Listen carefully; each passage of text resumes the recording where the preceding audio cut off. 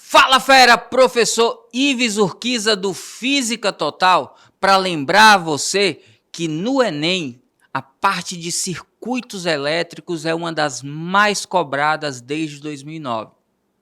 Existe inclusive uma habilidade exclusiva para falar sobre circuitos elétricos. A habilidade de número 5 da competência 2, que quer que você seja capaz de dimensionar. Atenção ao verbo, dimensionar é dizer quanto.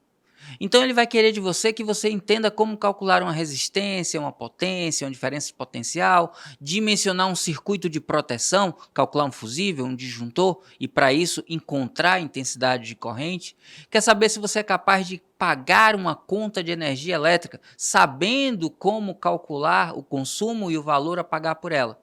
Tudo isso já foi cobrado, assim como já foram cobrados itens, por exemplo, de comparação de aparelhos, para saber qual é o aparelho melhor para usar em cada caso, comparação de consumo de aparelhos, comparação de luminosidade de lâmpadas de tipos diferentes. Tudo isso foi cobrado, porque a habilidade número 5 da competência 2 fala sobre isso.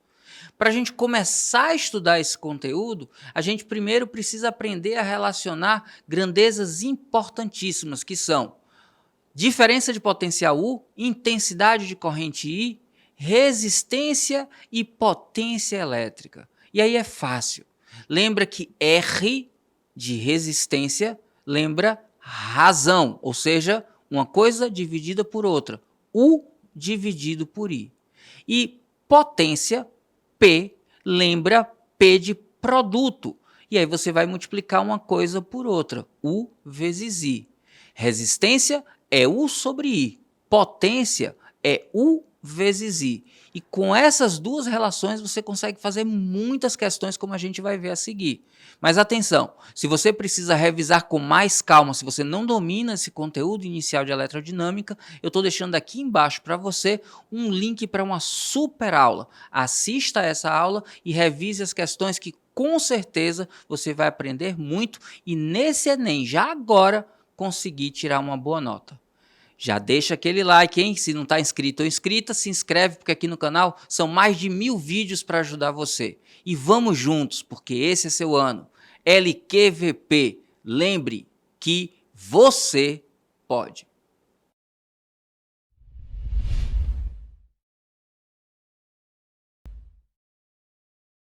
O choque elétrico é uma sensação provocada pela passagem de corrente elétrica pelo corpo. As consequências de um choque vão desde um simples susto até a morte. A circulação das cargas elétricas depende da resistência do material. Para o corpo humano, essa resistência varia de 1000 ohms, quando a pele está molhada, até 100.000 ohms, quando a pele está seca. Uma pessoa descalça, lavando sua casa com água, molhou os pés e acidentalmente pisou em um fio desencapado, sofrendo uma descarga elétrica em uma tensão de 120 volts. Qual a intensidade máxima de corrente elétrica que passou pelo corpo da pessoa? Olha só, nessa questão fala dois valores de resistência. Uma resistência mínima do corpo humano quando está molhado, que vale 1000 ohms. Uma resistência máxima para um corpo seco, que vale até 100.000 ohms. Fala que a pessoa está com os pés descalços e molhados e que entra em contato com uma DDP de 120 volts e pergunta qual a corrente máxima. Lembrando que a gente tem a primeira lei de Ohm dizendo que U, que é a diferença de potencial, é igual a R vezes I, como o valor de U aqui é dado 120, e ele diz que o pé está molhado, então a gente vai aqui, olha só, para a resistência mínima, 1000. Como ela é a mínima, quanto menor é a resistência, maior a intensidade de corrente, já que o produto é constante. Então, eu vou ter aqui corrente máxima. para achar a corrente máxima. 1000 que está multiplicando passa dividindo, a gente tem 120 dividido por 1000. Ora, dividir por 1000 é a mesma coisa que multiplicar por 10 elevado a menos 3. Como é corrente, ampere. Só que a gente chama esse 10 a menos 3 aqui de mili. Então, eu tenho que a corrente é igual a 120 miliampere. A alternativa que diz isso para a gente é a da letra B.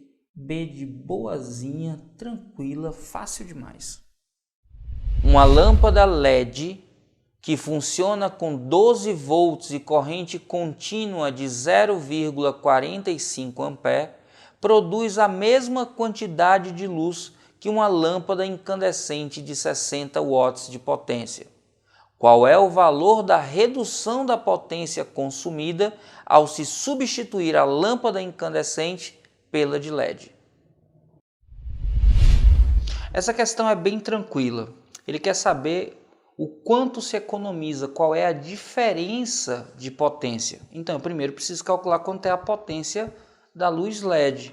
E aí, como ele fala em DDP e fala em intensidade de corrente, basta eu lembrar que P pode ser encontrado multiplicando o valor de U vezes o valor de I. Diz na questão que o valor de U é 12 volts. Diz na questão que o valor de I é 0,45 ampere. Quando eu faço essa multiplicação, confere aí, fera, você vai encontrar então 5,4 watts. Perceba que a potência é bem menor para LED do que para incandescente, quase 10 vezes menor. Na verdade, um pouco mais de 10 vezes menor. Como ele quer a diferença entre as potências, o que eu vou fazer é a potência da incandescente menos a potência da luz LED. É isso que ele quer saber.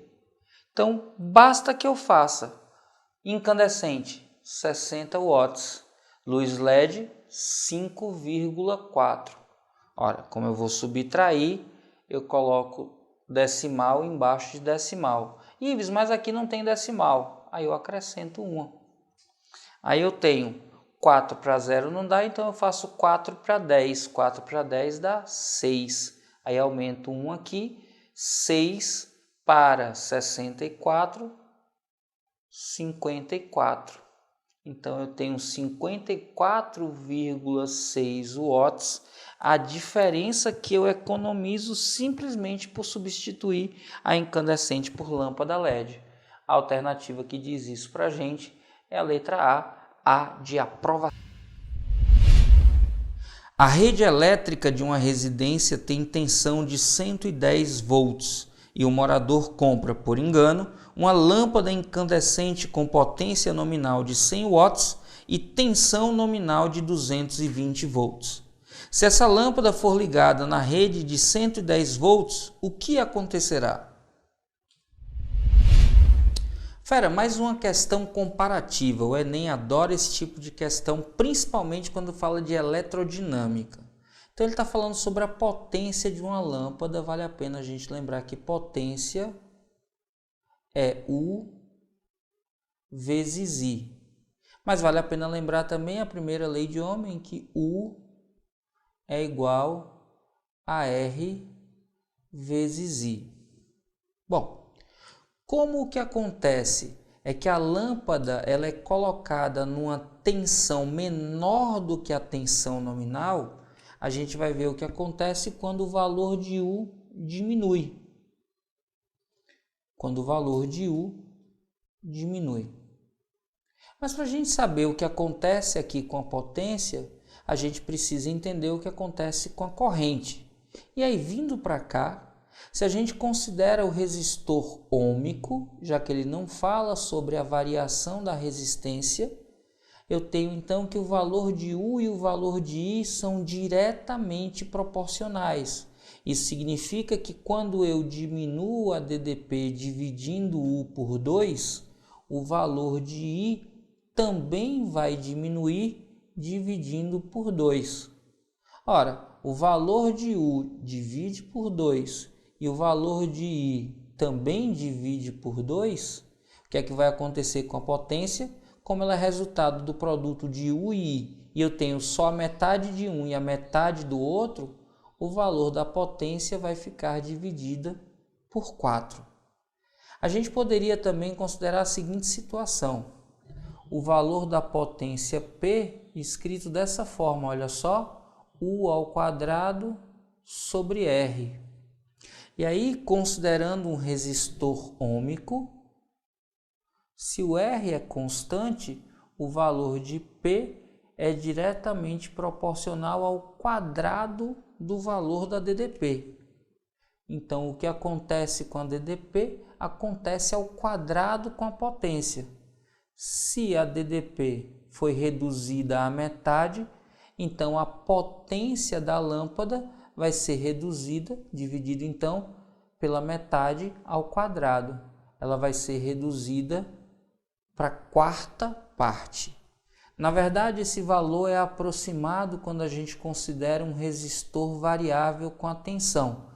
Mas com certeza a potência fica bem menor do que a metade, porque só o valor de U caindo para a metade já diminuiria a potência.